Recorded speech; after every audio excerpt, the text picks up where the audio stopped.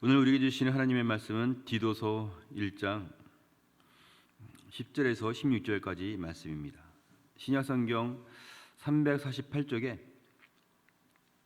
디도서 1장 10절에서 16절까지 말씀 드라마 바이블로 나눴을 때에 눈과 마음으로 함께 읽도록 하겠습니다. 불순종하고 헛된 말을 하며 속이는 자가 많은 중 할례파 가운데 특히 그러하니 그들의 입을 막을 것이라.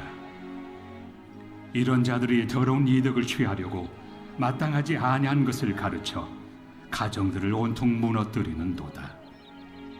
그레데인 중에 어떤 선지자가 말하되 그레데인들은 항상 거짓말쟁이며 악한 짐승이며 배만 위하는 게으름뱅이라 하니 이 증언이 참되도다. 그러므로 내가 그들을 엄히 꾸짖으라. 이는 그들로 하여금 믿음을 온전하게 하고 유대인의 허탄한 이야기와 진리를 배반하는 사람들의 명령을 따르지 않게 하려 함이라. 깨끗한 자들에게는 모든 것이 깨끗하나 더럽고 믿지 아니하는 자들에게는 아무것도 깨끗한 것이 없고 오직 그들의 마음과 양심이 더러운지라. 그들이 하나님을 시인하나 행위로는 부인하니 가증한 자요 복종하지 아니하는 자요 모든 선한 일을 버리는 자니라. 아멘. 오늘 말씀의 제목은 성숙한 신앙생활입니다. 이 디도서는 바울이 디도라는 사람에게 보낸 편지입니다. 사도 바울은 4차 선교 여행을 하면서 그레데 섬이라는 곳에 있는 성도들을 생각하면서 디도라는 사람에게 서신을 보내면서 그들을 격려하고 또 신앙을 바로 세우고자 했습니다. 4차 선교 여행은 사실 전도 여행이라고 할 수는 없습니다. 사도 바울이 예루살렘에서 유대인의 고소로 말미암아 다시 붙잡히게 되면서 로마로 이송을 하게 되었는데 그 거리도 상당히 멀고 또 이송 중에 여러 가지 일들이 일어나게 되었는데 그 과정을 4차 전도 여행이라고 이름을 붙인 것뿐입니다. 예루살렘에서 로마 사이에는 아주 큰 지중이라는 바다가 있었습니다. 그런데 이 배를 타고 건너가야 하는데 큰 풍랑을 만나게 되면서 여러 가지 역경을 만나게 되었습니다.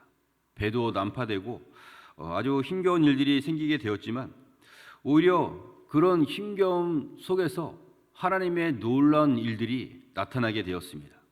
그래서 바울은 비록 죄수의 몸으로 끌려다니는 신세가 되었지만 그가 가는 곳마다 복음의 일을 오히려 감당할 수가 있었습니다. 그런데 교회는 성도들이 신앙생활하기에 아주 열악한 환경 가운데 있었습니다.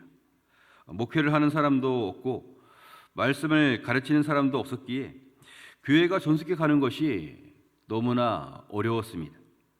그래서 바울은 사랑하는 동역자인 디도를 보내서 사역을 하게 했고 이 디도서를 통해서 그레데 교회 성도들이 신앙적으로 좀 더 성숙되어지기를 바랬습니다.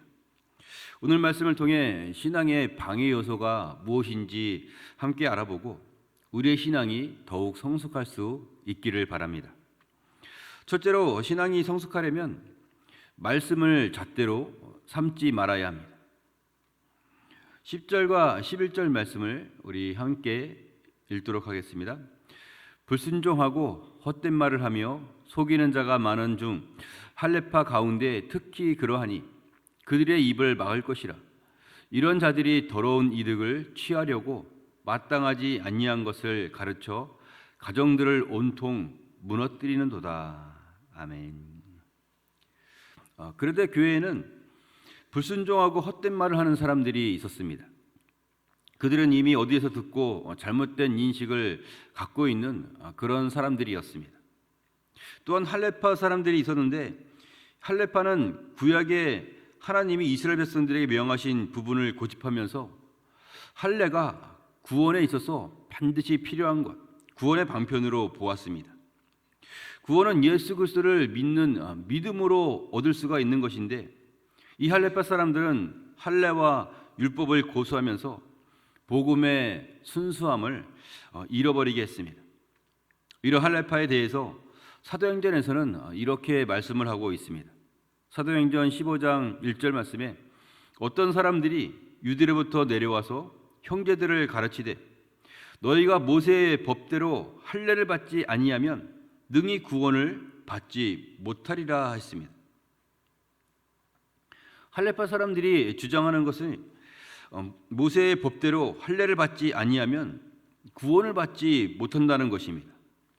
예수님이 오셔서 모든 율법을 다 완성하셨는데 또다시 구약으로 돌아가서 모세의 율법을 강조한다는 것은 말이 되지 않는 일입니다. 결국 사람들이 알고 있는 말씀이 은혜를 깨닫게 되는 것이 아니라 다른 사람의 잘못을 찾아내는 잣대가 되고만 것입니다. 말씀으로 은혜를 깨달으면 받은 바 은혜가 너무나 크기에 다른 사람을 용서하고 사랑하게 되는데 말씀을 잣대로 삼게 되면 그저 다른 사람이 잘못하는 것만 보이기 때문에 마음이 불편하고 또 죄악이 가득해지고 마는 것입니다. 교회가 그렇게 되면 불평과 불만이 많아지고 성령의 일을 감당할 수가 없게 됩니다. 바울은 이러한 부분을 염두에 두고 말씀을 잣대로 삼지 말라고 말을 한 것입니다. 따라서 신앙이 성숙하려면 말씀을 잣대로 삼지 말아야 합니다.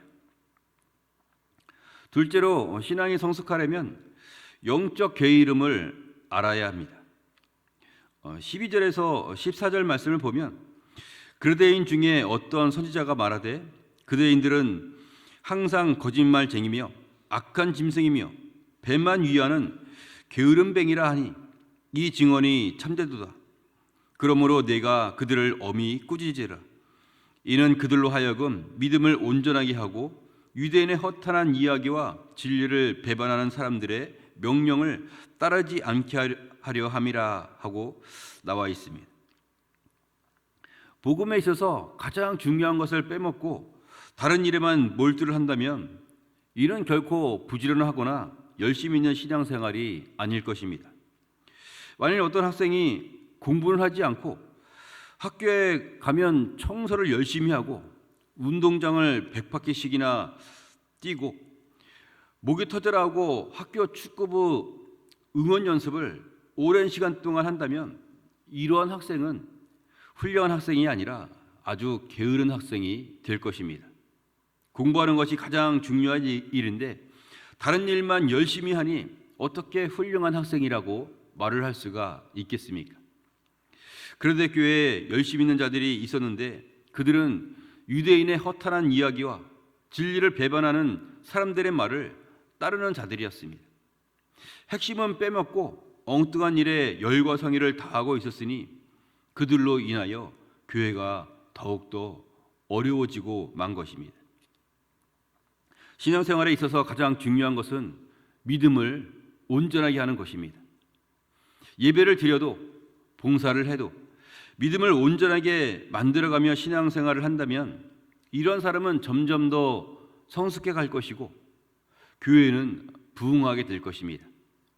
그런데 교회에 와서 무언가를 열심히 하고는 있는데 믿음이 아니라 다른 목적으로 열심히 한다면 그는 신앙도 성숙하지 못하고 그 주변에 있는 사람들은 영적으로 침체되고 말 것입니다.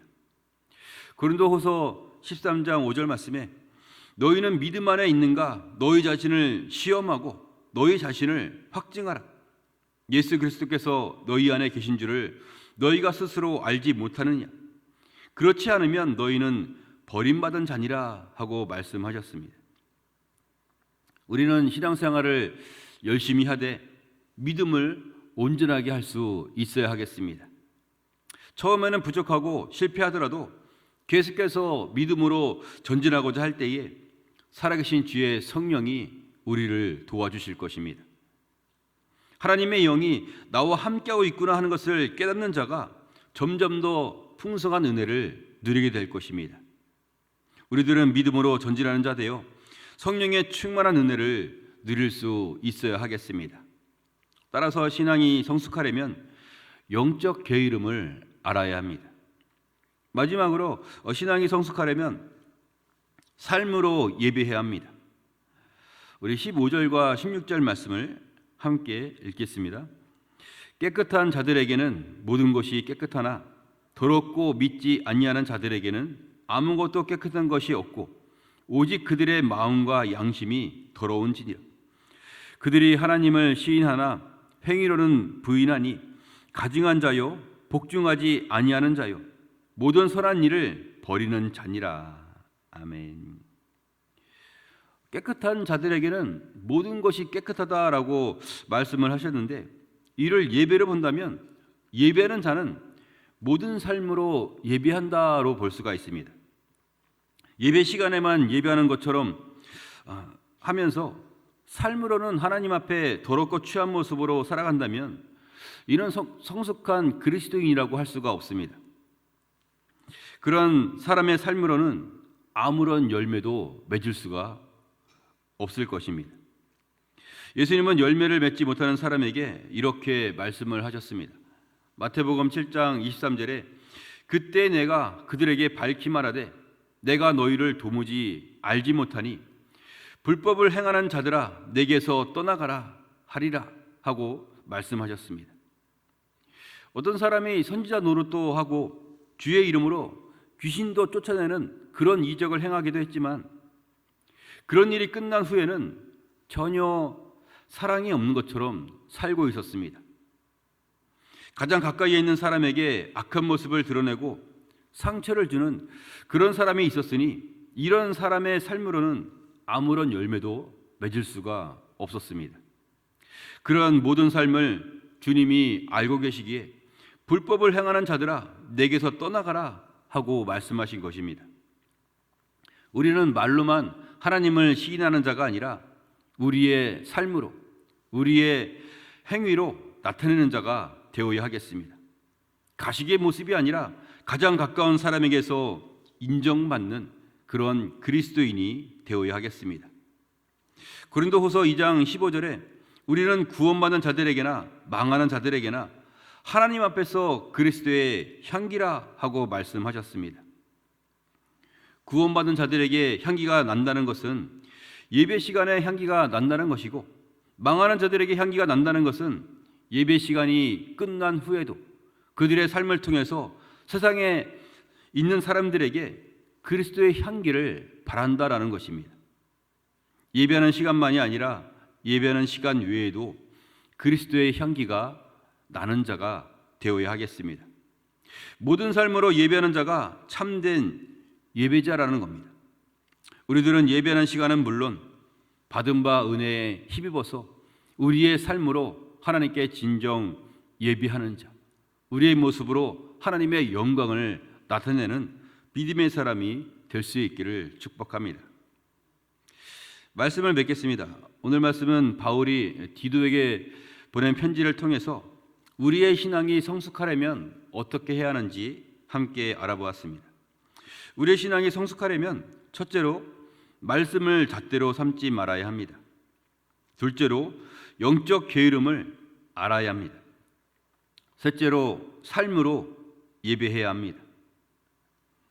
우리의 신앙이 이러하여서 주의 말씀 가운데 승리하고 하나님께 영광 돌리는 믿음의 사람이 다 될 수 있기를 주님의 이름으로 축원합니다.